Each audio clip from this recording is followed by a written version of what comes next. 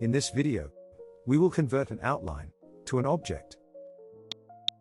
We have an icon that we drew in Coreldraw. Working in wireframe mode, we can accurately see our drawing.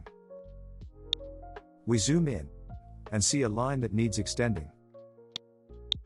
Using the Shape tool, we select the node and drag to correct position.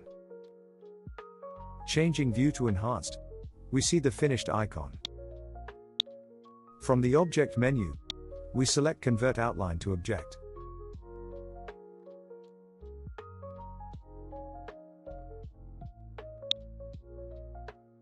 In Wireframe, you can see the effect.